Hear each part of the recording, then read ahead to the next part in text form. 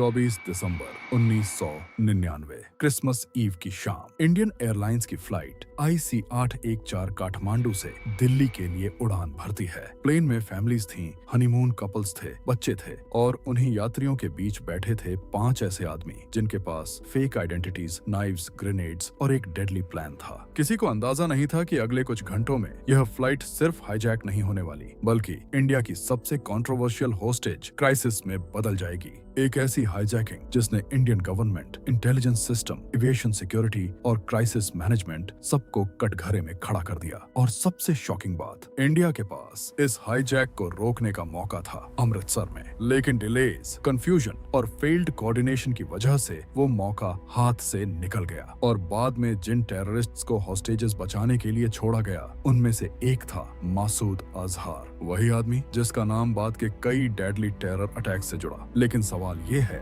आखिर 5 हथियारबंद टेररिस्ट्स इतनी आसानी से प्लेन में चढ़े कैसे? अमृतसर में NSG एक्शन क्यों नहीं हुआ? तालिबान, पाकिस्तान और ISI पर क्या आरोप लगे? और क्या IC-814 हाईजैकिंग सिर्फ एक होस्टेज क्राइसिस थी या साउथ एशिया टेररिज्म हिस्ट्री का टर्निंग पॉइंट? आज की इस वीडियो में हम IC-814 हाईजैकिंग की पूरी कहानी जानेंगे। Minute by minute timeline, cockpit chaos, Amritsar blunder, Kandahar negotiations, Taliban diplomacy, international reaction और वो डिसीजंस जिन्होंने इंडिया की सिक्योरिटी पॉलिसी और फॉरेन पॉलिसी दोनों को हमेशा के लिए बदल दिया। 24 दिसंबर 1999 की शाम काठमांडू का त्रिभुवन इंटरनेशनल एयरपोर्ट हमेशा की तरह क्राउडेड था। क्रिसमस हॉलिडेज की वजह से एयरपोर्ट पर भारी भीड़ थी। इंडियन टूरिस्ट्स, बिजनेस ट्रैवलर्स और फैमिलीज लगातार फ्लाइट्स बोर्ड कर रहे थे। इंडियन एयरलाइंस की फ्लाइट IC-814 भी न्यू दिल्ली के लिए तैयार खड़ी थी। यह एयरबस A300 एयरक्राफ्ट था, रजिस्ट्रेशन नंबर VTEDW। प्लेन में कुल 190 लोग मौजूद थे, 190 पैसेंजर्स, जिनमें 5 हाईजैकर्स भी शामिल थे और 11 क्रू मेंबर्स। फ्लाइट को कमांड कर रहे थे कैप्टन देवी शरण, उनके साथ थे फर्स्ट ऑफिसर राजेंद्र कुमार और फ्लाइट इंजीनियर अनिल कुमार जग्गा। कैबिन के अंदर बिल्कुल नॉर्मल माहौल था। लोग मैगजीन्स पढ़ रहे थे, स्नैक्स खा रहे थे, फ्यूचर प्लान्स डिस्कस कर रहे थे। लेकिन बाद की इन्वेस्टिगेशंस में सामने आया कि उस समय काठमांडू एयरपोर्ट सिक्योरिटी को लेकर पहले से कंसर्न्स मौजूद थे। रिपोर्ट्स के अनुसार फॉर्ज्ड पासपोर्ट्स, फेक आइडेंटिटीज और वीक स्क्रीनिंग प्रोसीजर्स का फायदा उठाकर सस्पिशियस लोग आसानी से एयरपोर्ट तक पहुंच जाते थे। इन्वेस्टिगेशंस के मुताबिक हाईजैकर्स ने भी इसी लूपहोल का इस्तेमाल किया। बाद में इंडियन एजेंसीज ने आरोप लगाया कि काठमांडू उस समय पाकिस्तान की ISI के लिए एक ऑपरेशनल हब बन चुका था। फेक पासपोर्ट्स, स्मगलिंग नेटवर्क्स और कवरट ऑपरेशंस के लिए नेपाल रूट का इस्तेमाल एलगली पहले से किया जा रहा था। इन्वेस्टिगेशंस के अनुसार हाईजैकिंग की प्लानिंग कई हफ्तों से चल रही थी।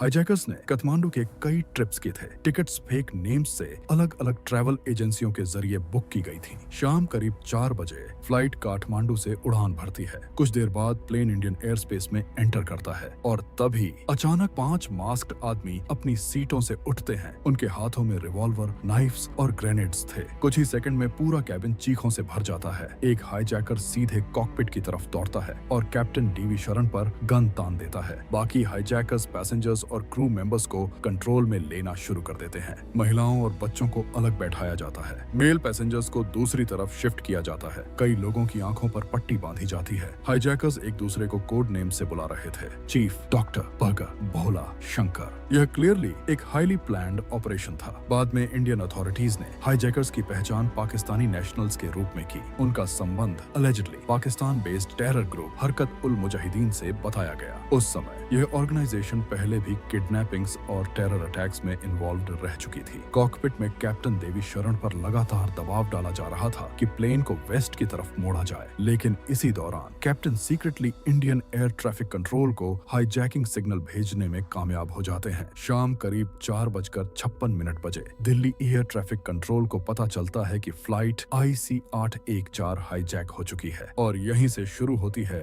इंडिया की सबसे कंट्रोवर्शियल क्राइसिस मैनेजमेंट स्टोरीज में से एक। हाईजैकिंग की खबर मिलते ही Indian air traffic control alert हो गया। इंफॉर्मेशन तुरंत क्राइसिस मैनेजमेंट ग्रुप यानी CMG तक पहुंची। लेकिन बाद में इन्वेस्टिगेशंस और पार्लियामेंट्री रिपोर्ट्स में आरोप लगाए गए कि शुरुआती रिस्पॉन्स स्लो, कंफ्यूज्ड और पोलरली कोऑर्डिनेटेड था। कुछ रिपोर्ट्स के मुताबिक उस समय तक प्राइम मिनिस्टर अटल बिहारी वाजपेयी को भी पूरी जानकारी तुरंत नहीं दी गई थी। रॉ, इंटेलिजेंस ब्यूरो और कई सीनियर ऑफिशियल्स ऑफिशियल्स तक इंफॉर्मेशन देर से पहुंची। इधर कॉकपिट में कैप्टन डेवी शरण लगातार अथॉरिटीज से गाइडेंस मांग रहे थे। उधर हाईजैकर्स प्लेन को पाकिस्तान ले जाने का दबाव बना रहे थे, लेकिन उस समय इंडिया और पाकिस्तान के रिलेशंस बेहद खराब थे। कुछ ही महीनों पहले करगिल वॉर हुई थी। जब कैप्टन ने लाहौर लैंडिंग की रिक्वेस्ट की तो पाकिस्तान ने शुरुआत में उसे रिजेक्ट कर दिया। रिपोर्ट्स के अनुसार पाकिस्तान ने वार्निंग दी कि अगर प्लेन बिना परमिशन लाहौर में एंटर करता है तो उसे शूट डाउन किया जा सकता है। अब सिचुएशन और डेंजरस हो चुकी थी।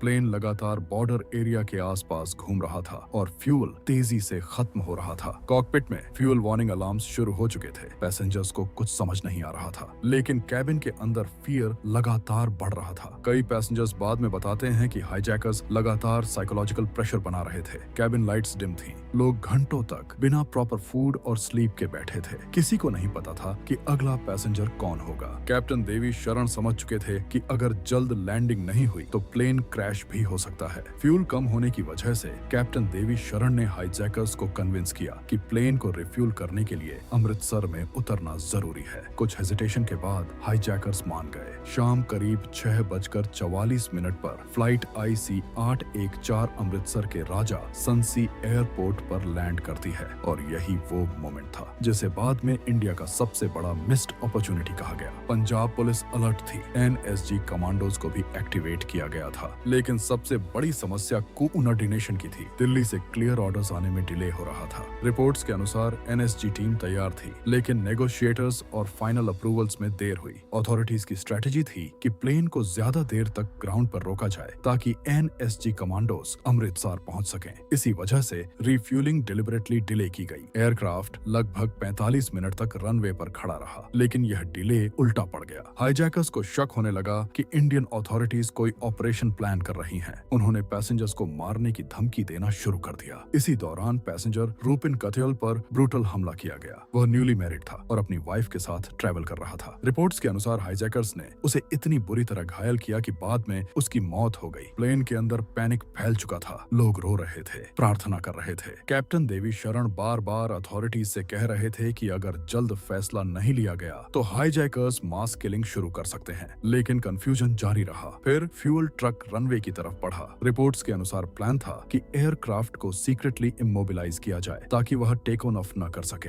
फॉर्मर ऑफिशियल्स के मुताबिक स्नाइपर डिप्लॉयमेंट और टायर डिसेबलिंग जैसे ऑप्शंस भी कंसिडर किए गए थे, लेकिन एग्जीक्यूशन में केओस हो गया। फ्यूल ट्रक बीच रास्ते में रुक गया। हाईजैकर्स को तुरंत शक हो गया। उन्होंने कैप्टन पर गन तान दी और तुरंत टेक ऑफ करने का आदेश दिया। और फिर शाम 7:47 बजे के आसपास फ्लाइट IC 814 अमृतसर से उड़ान भर देती है। NSG कमांडोज बाद में अमृतसर पहुंचे, लेकिन तब तक बहुत देर हो चुकी थी। बाद में कई एनालिस्ट्स और फॉर्मर ऑफिशियल्स ने कहा कि अगर उस समय फास्टर कोऑर्डिनेशन होता तो शायद हाईजैकिंग वहीं खत्म हो सकती थी, लेकिन अब इंडिया का सबसे बड़ा टैक्टिकल अपॉर्चुनिटी हाथ से निकल चुका था। अमृतसर से उड़ने के बाद कैप्टन देवी शरण ने फिर लाहौर में लैंडिंग की कोशिश की। शुरुआत में पाकिस्तान ने एयरपोर्ट लाइट्स और नेविगेशन सिस्टम्स तक बंद कर दिए थे। प्लेन फ्यूल के आखिरी स्तर पर पहुंच चुका था। कैप्टन ने वार्निंग दी कि अगर लैंडिंग नहीं हुई तो एयरक्राफ्ट क्रैश हो सकता है। इसके बाद पाकिस्तान ने आखिरकार लाहौर लैंडिंग की परमिशन दी। रात करीब 8 बजे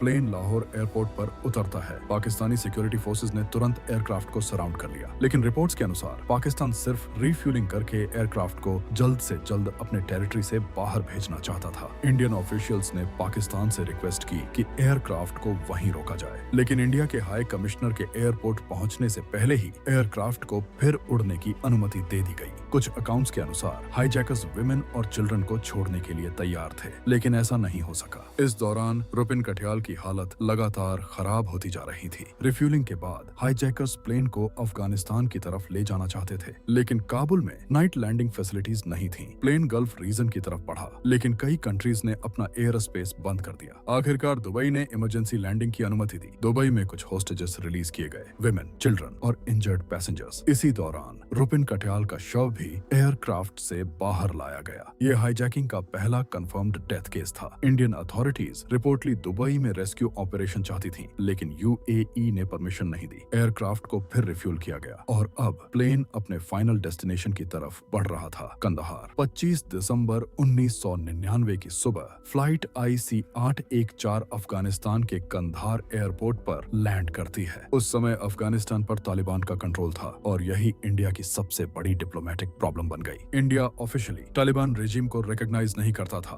लेकिन अब Indian passengers Taliban controlled territory में होस्टेजेस बने हुए थे। प्लेन के लैंडिंग करते ही तालिबान फाइटर्स ने एयरक्राफ्ट को चारों तरफ से घेर लिया। एयरपोर्ट के आसपास आर्मर्ड व्हीकल्स, टैंक्स और तालिबान फाइटर्स मौजूद थे। तालिबान ने खुद को न्यूट्रल मीडिएटर बताया, लेकिन इंडियन ऑफिशियल्स को शक था कि तालिबान इनडायरेक्टली हाईजैकर्स को सपोर्ट कर रहा है। रिपोर्ट्स और लेटर इन्वेस्टिगेशंस में पाकिस्तान के ISI लिंक्स के एलिगेशंस भी लगाए गए। फॉर्मर नेगोशिएटर अजित डोवाल ने बाद में दावा किया कि हाईजैकर्स को कंदहार में एक्टिव सपोर्ट मिल रहा था। इंडियन नेगोशिएटर्स को डर था कि अगर मिलिट्री ऑपरेशन फेल हुआ तो मास हॉस्टेज किलिंग हो सकती थी। पैसेंजर्स बाद में बताते हैं कि एयरक्राफ्ट के अंदर कंडीशंस बेहद खराब थी। प्लेन का इंजन लगातार रनिंग रखा गया ताकि लाइटिंग और हीटिंग मिल सके, लेकिन फूड लिमिटेड था, वाटर लिमिटेड था, टॉयलेट्स ओवरफ्लो होने लगे थे। हाईजैकर्स पब्लिक अनाउंसमेंट सिस्टम का इस्तेमाल करके स्पीचेस दे रहे थे। अब हाईजैकर्स ने अपनी डिमांड्स ऑफिशियली रखी। 36 जेल्ड टेररिस्ट्स की release, $200 million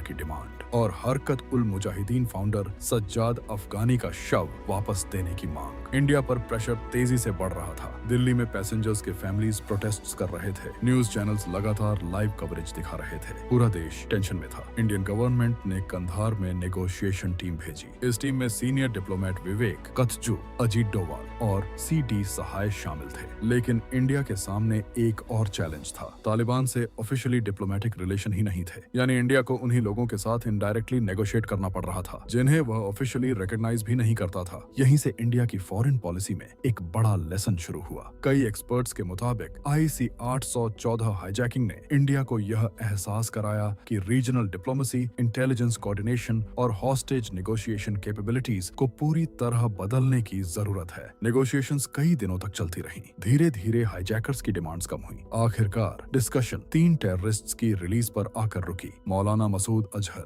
Ahmad Umar Saeed Sheikh, Mushtaq Ahmad जारगर। Indian authorities के सामने सबसे बड़ा सवाल था, क्या हॉस्टेजेस की जान बचाने के लिए टेररिस्ट्स को छोड़ा जाए? Home minister LK Advani reportedly prison release के खिलाफ थे, लेकिन external affairs minister Jaswant Singh negotiations continue करने के पक्ष में थे। कैबिन के अंदर पैसेंजर्स मेंटली और फिजिकली टूट चुके थे। पूरा एक हफ्ता गुजर चुका था। फूड और वाटर लिमिटेड था। फियर लगातार बढ़ रहा था। बाहर इंडिया में पॉलिटिकल प्रेशर भी बढ़ रहा था। फैमिलीज प्रोटेस्ट कर रही थीं। ऑपोजिशन पार्टी सरकार पर सवाल उठा रही थी। आखिरकार इंडियन गवर्नमेंट ने तीनों टेररिस्ट्स को रिलीज करने का फैसला लिया।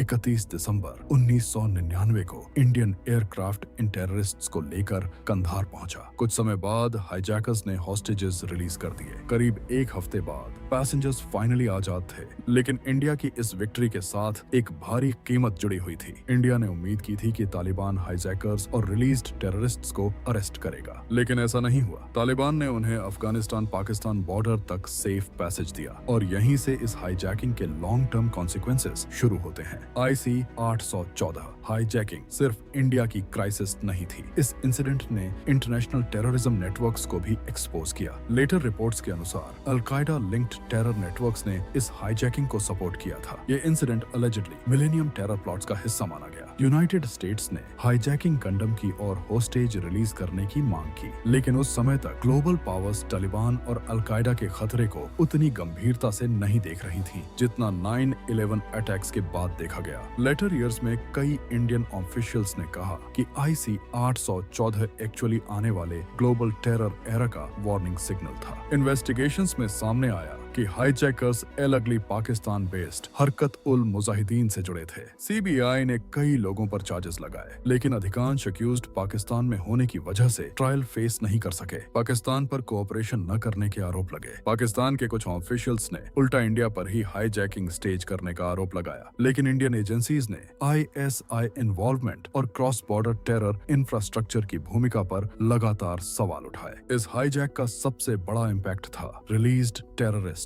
मसूद अजहर बाद में जैश-ए-मोहम्मद का फाउंडर बना। अहमद उमर सईद शेख बाद में journalist Daniel Pearl kidnapping case में एग्जिट बना और जैश-ए-मोहम्मद का नाम बाद के कई अटैक्स में सामने आया। Indian parliament attack, Pathankot, Pulwama, यानी IC 814 हाईजैकिंग सिर्फ एक होस्टेज क्राइसिस नहीं थी, यह साउथ एशिया टेररिज्म हिस्ट्री का टर्निंग पॉइंट बन गई। इस इंसिडेंट के बाद इंडिया ने एयरपोर्ट सिक्योरिटी पूरी तरह बदल दी। काठमांडू फ्लाइट्स टेम्पोरेरली सस्पेंड की गई। इंडियन एयरपोर्ट्स की सिक्योरिटी CISF को सौंपी गई। स्क्रीनिंग सिस्टम स्ट्रेंथन किए गए। इंडिया की counter terror strategy, aviation security और फॉरेन पॉलिसी तीनों हमेशा के लिए बदल गए। लेकिन आज भी सबसे बड़ा सवाल वही है, क्या अमृतसर में स्ट्रॉन्गर एक्शन लेकर इस हाईजैकिंग को रोका जा सकता था? क्या डिलेड डिसीजंस ने टेररिस्ट्स को जीतने का मौका दिया? और अगर उस रात IC 814 को अमृतसर में रोक लिया जाता तो क्या इंडिया का आतंकवाद इतिहास अलग होता? अपनी राय नीचे कमेंट में जरूर बताइए। और अगर आपको ऐसी डीपली रिसर्च्ड हिस्ट्री और ट्रू क्राइम डॉक्यूमेंट्री वीडियोस पसंद हैं तो वीडियो को शेयर करें और चैनल सब्सक्राइब जरूर करें।